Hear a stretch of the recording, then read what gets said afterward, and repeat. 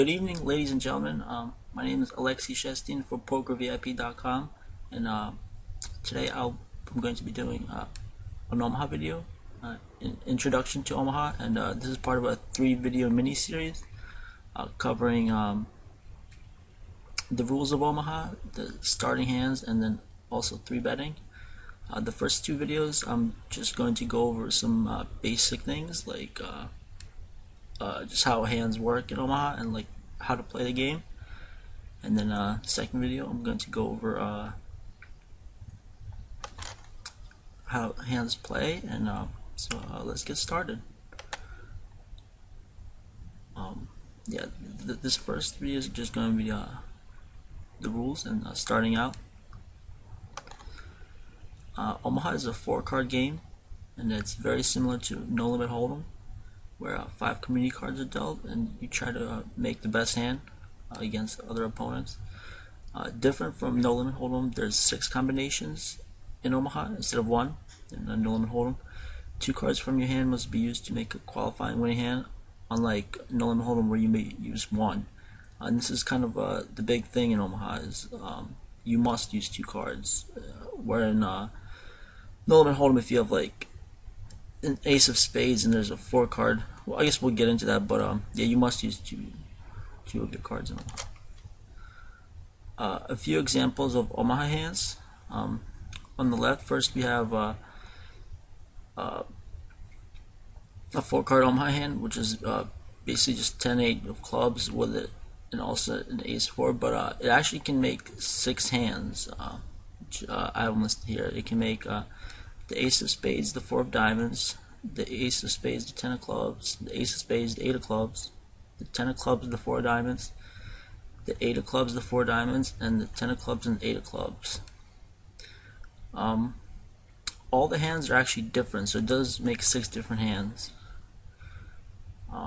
Whereas we're going to look at this hand, there's not as many combinations. So for example, this hand, it can make the ace of clubs, the 9 of clubs, the ace of clubs, the 3 of spades, the ace of clubs, the 9 of spades. These 2 hands are exactly the same. So, and they're actually, well, one is suited and one is offsuit. So it's not making as many combinations already, as you can see. The 9 of clubs, the 3 of spades, the 9 of spades, the 3 of spades, and 2 nines, 9 of spades, and 9 of clubs.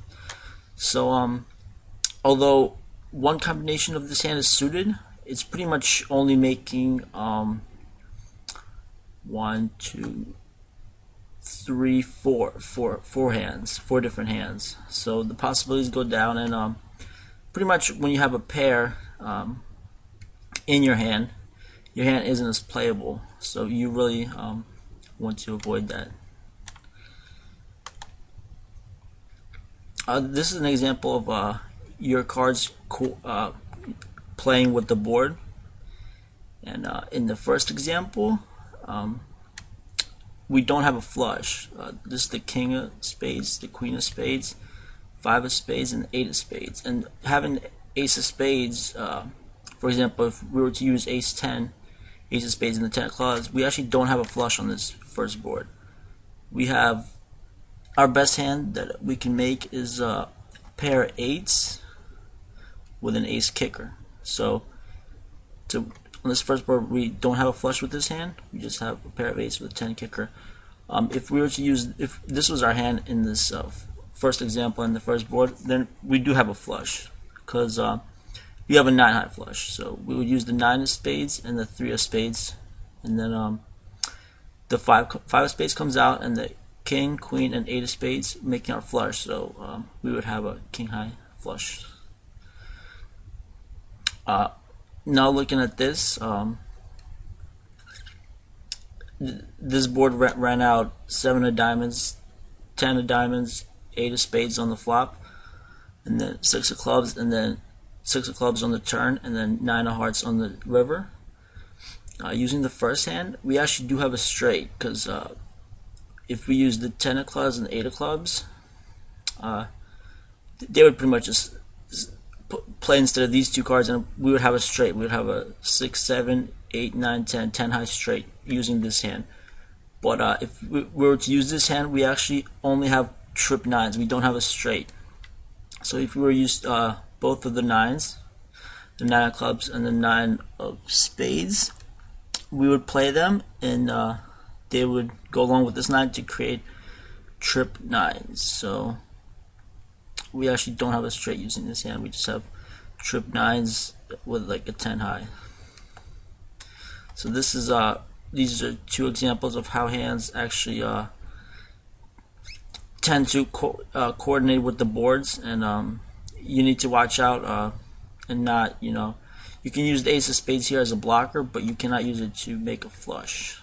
So like for example, you would know that the villain wouldn't have the ace of spades, or it's not possible of him having the nut flush there, since you have the ace of spade blocker. Now we're going to go into betting in Pot Limit Omaha, and since there's also no limit Omaha, in Pot Limit Omaha you can only bet the pot, and that tends to create like more situations where, like in no limit hold'em, where you can go all in and force some hands out, or force them to pay a price that's way too high. In Pot Limit Omaha, you really can't do that. You can't overbet the pot. So you can only bet the pot. So you can't bet like 2x pot or 3x pot.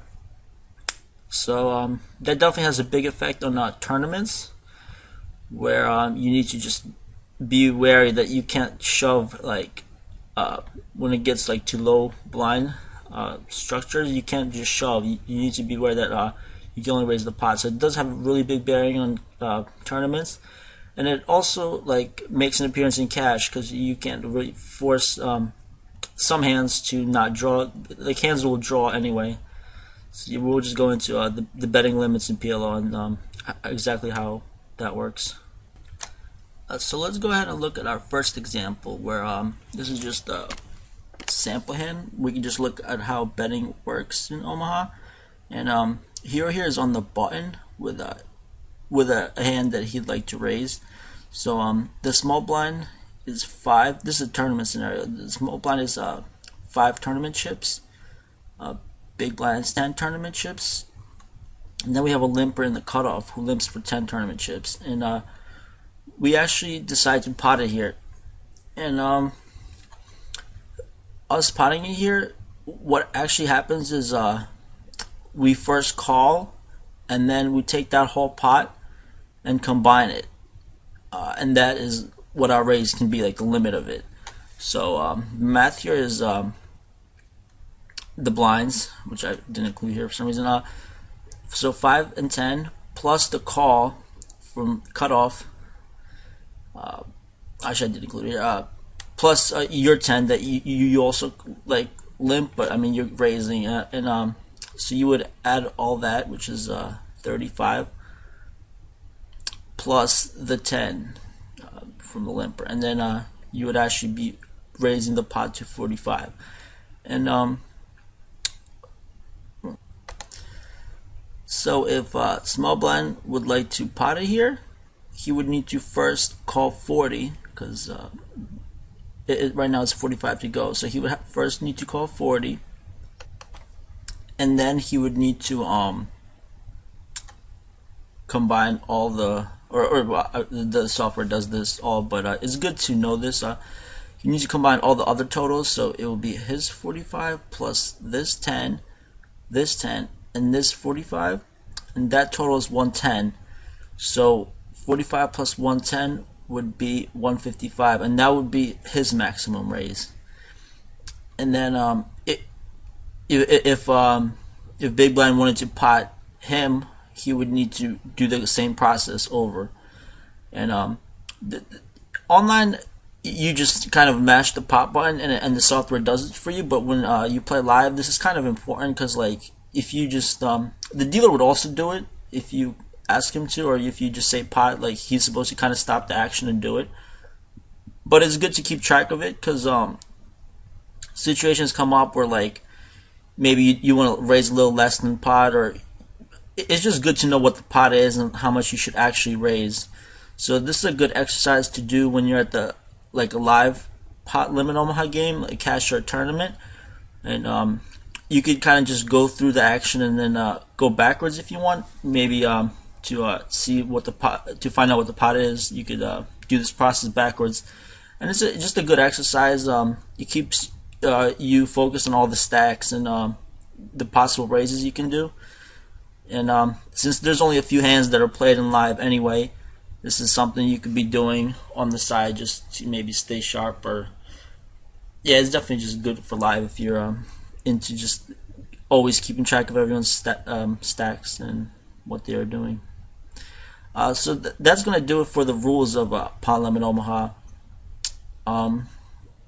Yeah, thanks for watching this video, and this is Alexi, and I'm signing off.